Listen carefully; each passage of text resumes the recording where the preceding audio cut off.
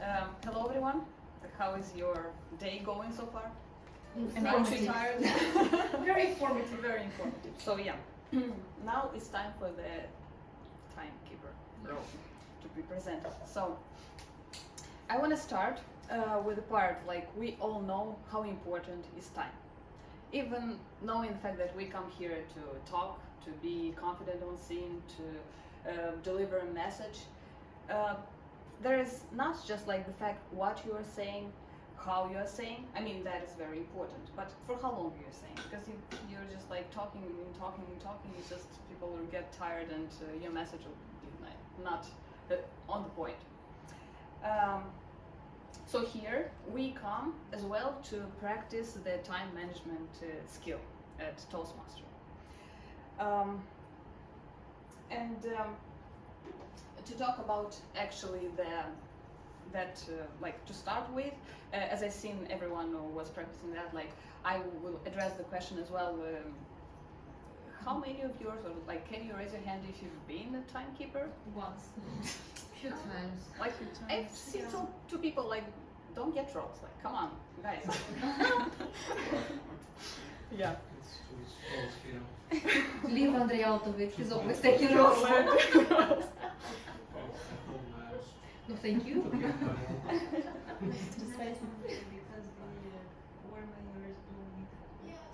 Yeah, you can take my place if you want. Okay.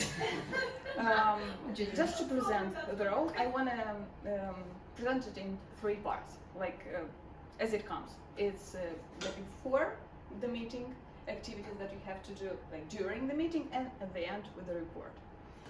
Before the meeting, as Anna mentioned, you are kind of like one of the person that has to work together with the general evaluator, and that person usually just sends you that sheet where you just get the information, if you, especially if you are for the first time. Okay, sorry. Like maybe I didn't pronounce it well. It's all fine. Yeah.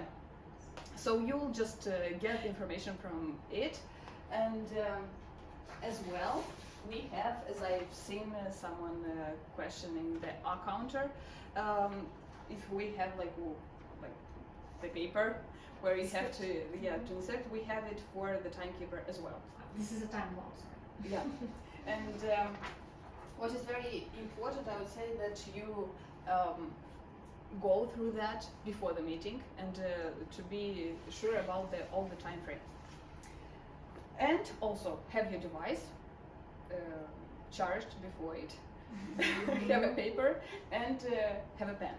Coming here at the meeting, you have to be you have to understand the fact that you are very important, even though you are not seen, you are not here on the stage, but you are kind of like present during the whole meeting. And you have to be very attentive, and you are kind of like a colleague with everyone that's here on the stage before me. And you are like the traffic light. You have to be seen by the person that is on the stage. So make sure to come here in the front, and make sure to have the papers that you have to, The colors. the colors, yeah. The traffic lights. The traffic lights. And make sure to show them to the audience. What I've seen that is a problem for many times is the fact that we have here not just the offline audience but online as well.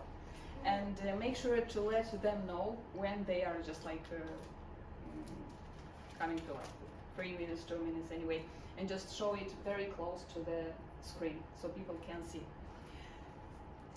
And so the first part during the meeting, the first part that is very important is coming here and explaining the role. You are one of those people that have to come here. The general evaluator will invite you here, and you'll have to explain the role.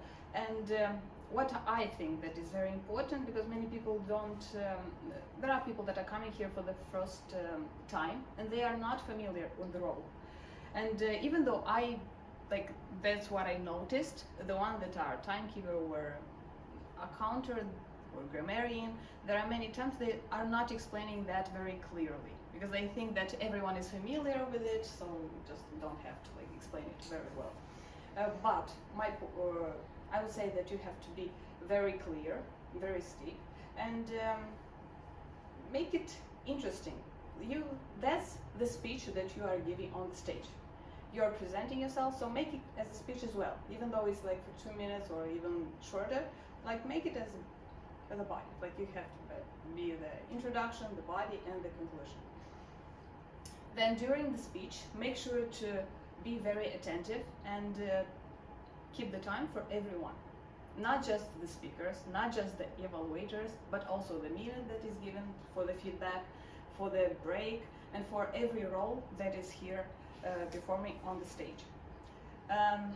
Now the part that I'm not like here, I would ask you maybe to help me. Some people just, I mean, many times people are, and even the speakers, the evaluators, and the people performing the roles, they are just exceed the limit, and sometimes they exceed the limit like too much, and I've like heard that in other clubs they are just like using like clapping or some other like things to just like stop the person. Yeah. Okay, don't say it so harsh. To help them. To help them. Yeah. So here I was thinking we don't do that. I think Elena said that you did it before. Yeah. And my question is why we don't do it anymore? Is it like was it like offending for people or what? Why did not this offending?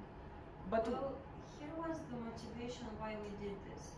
It's because we were very strict about when the meeting should end. So it was 1 hour and 45 if there were 3 speakers, but if it were 2 speakers or less, the meeting was less. It didn't mean that if we have 2 speakers, then we had to fill necessarily this time, so the meeting would be longer. So when someone speaks for too much, they take from the time the next person should speak. So they take from their time. And this happens also at conferences or at different gatherings where everything is so organized that you only have 15 minutes. And if you speak for more, then it means that the next person, he also has only 15 minutes. And if you spoke 5 from his time, then he will have to adjust his speech and speak only for 10, send his message or a training for less time that he planned to. And not keeping track of time, being ignorant of this, is being disrespectful to the other people who will speak after you. yeah, that was the point, because like I wanted to say that you are kind of like selfish in that fact, because you just don't think about other people. They come here also to practice and be here on the same. I would say maybe if we get like exceed too much, what means to too much? let like more than 1 minute, let's say, like for the speaker, like for me, like last time. So for cutting the quizmaster role, we needed to implement this technique with clapping.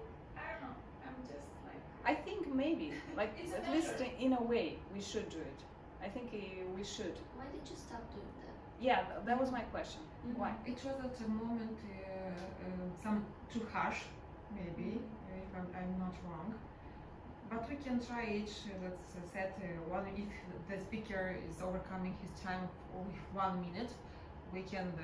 I mean, to be polite, for example, to clap and to. So I guess the sign. the timekeeper is responsible for that. So okay, so the speaker had the red card, nothing happened, he keeps talking, and then you start clapping, or how does it After happen? 1 minute of exceeding his. So the timekeeper is speaking like 1 time. minute, you can clap. Oh, what? Yeah. How is it? So it should be I mean, he respectful. can So it will start be playing. like So Uh-huh. yeah, seven- that's the way I saw it. So it will be like 7:30, the limit, and at 8:30 we are clapping. Yes. 8:30, After Wait, 1 too much, minute. 30 seconds. 7:31 we are clapping. So not one minute only. No, immediately after. Like my point was, I was thinking that you didn't do that, like you don't do that now because people maybe get offended. But on the other hand, it's just something that they have to learn. Unless we tell them in advance, I guess. That's the. It's a sort of feedback, yeah. So So I guess. Anyway, 1 second I think it's too harsh because sometimes he needs just to end his speech Yeah, or it's just a few like seconds. few words. Maybe 15 seconds to wait, then to clap, maybe. Yeah, to be Now in the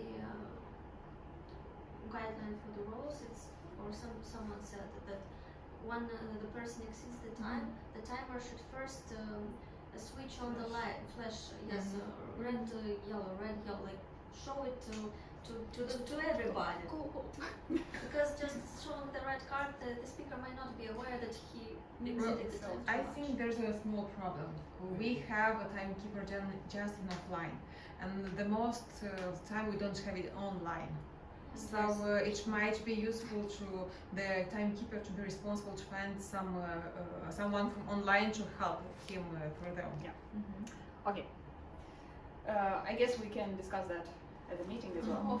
Yeah, the officers meeting. But here I want to say that the reporting part is the part where you can also become creative. And here I was inspired by Jello the last time. I love the fact that he mentioned that some people did not, they excel the time, but he did it in a positive way. And yeah, you will do it the next time. The next time. And that was beautiful. Nice. And yeah, I think it's just something that we should all take into consideration the next time while having that Nice role approach. present. Yeah. And to just wrap up, I want to say that I actually like that role. The clapping part, the clapping, I just love clapping anyway.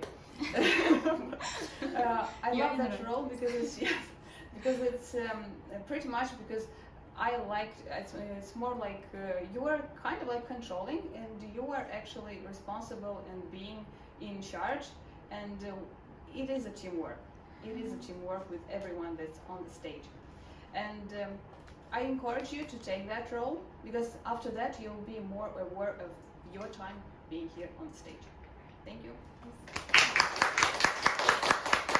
Thank you for